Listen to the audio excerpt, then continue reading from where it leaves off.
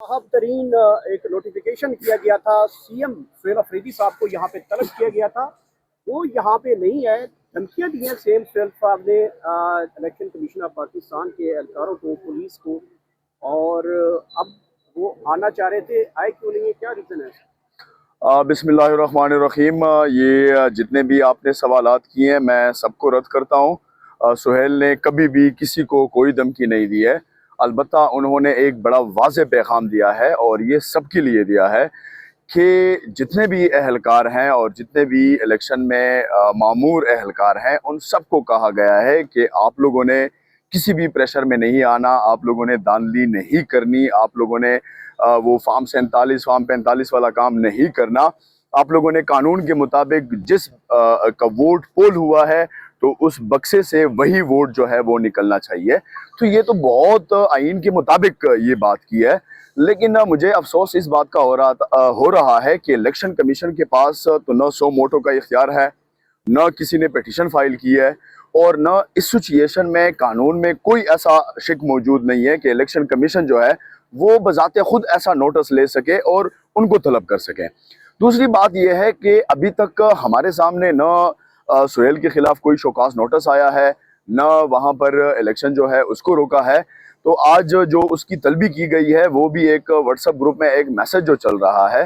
तो मुझे समझ नहीं आ रही कि इलेक्शन कमीशन ये चीज़ों को किस तरफ लेके जा रहा है। और स्पेशली जो उनके मुताबिक हम तो 27वीं आईनी तरमीम बिल्कुल भी नहीं मानते, और आज बाकायदा नमाज जुम्मे के बाद 27वीं आईनी तरमीम नामंजूर के खिलाफ हमारा जो है बाकायदा एहतिजाज है और आल पाकिस्तान है में।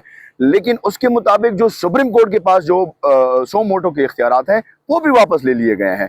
तो अब इलेक्शन कमीशन मुझे तो समझ नहीं आ रही कि वो किस हैसियत में आज उन्होंने तलबी की है। अच्छा, अगर जो आप कह रहे हैं व्हाट्सएप के जरिए इतला दिया है या नोटिस दिया है, तो फिर आप लोग यहाँ पे क्या कर रहे हैं? अली बुखारी साहब तो अंदर चले गए हैं, तो बासियत उनके वकील जो है सुहेल अफरीदी।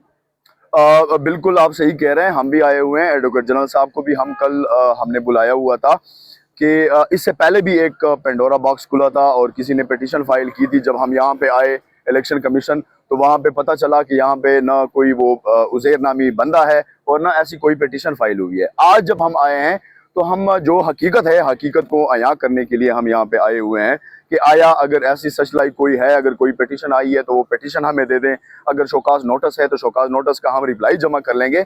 जो भी है तो वो अब इलेक्शन कमीशन से हम इंशाल्लाह लेंगे और तमाम फिर और आल पाकिस्तान को हम वो सामने रखेंगे कि इलेक्शन कमीशन ने क्या गुल खिलाया है। जो जो जो उन्होंने वहाँ पे तकरीर की, उसका जो कंटेंट है उसको जवाब बनाकर यहाँ पे तलब किया गया, धमकी अमेज रवैया अपनाया गया है। तो क्या जो सीएम साहब है वो तो अपने इदारों को कह रहे थे कि अगर यहाँ पे कोई धांधली हुई तो मैं सुबह नहीं होने दूंगा, जिसने सुबह की तो उसके लिए मैं शाम नहीं होने दूंगा। क्या वजीर आला का कंडक्ट है कि जो एक उनके सुबह में इलेक्शन हो रहा है और वहाँ पे वो कंपेन के सिलसिले में वहाँ जलसे में पहुँच गए? जी ये आपने मैं तो समझ नहीं आ रही कि ये सवाल आपने कैसा किया, या वो कौन सा कंटेंट था जो उसने धमकी दी है। अलबत्ता जो आप ये कह रहे हैं कि अगर कोई एहलकार वहां पे धांधली करेगा तो उसको सजा नहीं मिलेगी, जरूर उसको मिलेगी। अगर वहां पे कोई फार्म 47 या फार्म 47 या फार्म 45 वाला काम करेगा, अगर वो कहेगा कि वो बरी मुलजिमा है, तो वो बिल्कुल भी नहीं है। शाम तो नहीं, हम तो कहते हैं कि आधा घंटा टाइम भी उसको नहीं देंगे। अगर कोई ऐसा सच लाइक काम करेगा या धांधली करेगा या इलेक्शन कमीशन की वो, जैसे आप लोगों को पता है कि 6 से उन्होंने 9 बनाया है और 9 से उन्होंने 6 बनाया था, तो वो चीजें बिल्कुल भी नहीं होंगी। अगर इलेक्शन कमीशन जिस बुनियाद पे बना है तो उस बुनियाद के मुताबिक ही सुहेल अफरीदी ने जो है तमाम तर एहलकारों को ये कहा है कि कोई भी बंदा जो है वो धांधली में मुलविस नहीं होगा। अगर कोई होगा तो इंशाल्लाह वो न सुबह देखेगा और न रात। और ये हमारा बाकायदा ये लिख लें और ये नोट कर लें, इलेक्शन कमीशन भी ये नोट कर लें कि हमने हमने आज़ाद पाकिस्तान बनाना है, हमने रूल ऑफ लॉ वाला पाकिस्तान बनाना है, हमने फार्म 45 और जंगल वाला कानून वाला पाकिस्तान ना हमें चाहिए और ना हम वो कबूल करेंगे। और अगर जो भी ये करेगा, जो भी धांधली करेगा या जो भी ऐसी सच लाई कोई एक्ट करेगा, तो इंशाल्लाह उसको भरपूर जवाब मिलेगा। ऐसा नहीं है कि ये पुराने बंदे हैं, बल्कि हम तो इसी चीज पर लगे हैं जब से सुहेल आया हुआ है कि 8 फरवरी में जो जो एहलकारों ने धांधली की है, इंशाल्लाह उनको भी करारा जवाब मिलेगा और वो भी सब घर जाएंगे। अब तो ये शुरुआत है, अभी तो पार्टी शुरू हुई है, अब आगे आगे देखें। 8 फरवरी में जिसने जो भी धांधली में मुलव्वस है, इंशाल्लाह वो भी कानून के कटहरे में आएगा और उनको भी करारा सजा मिलेगी इंशाल्लाह। चीफ इलेक्शन कमिश्नर साहब जो हैं वो अपनी मुद्दत पूरी कर चुके हैं, मौजूदा अभी भी चीफ इलेक्शन कमिश्नर बन के बैठे हैं, क्या उनके नोटिफिकेशन के ऊपर अमल दरामद हो सकता है?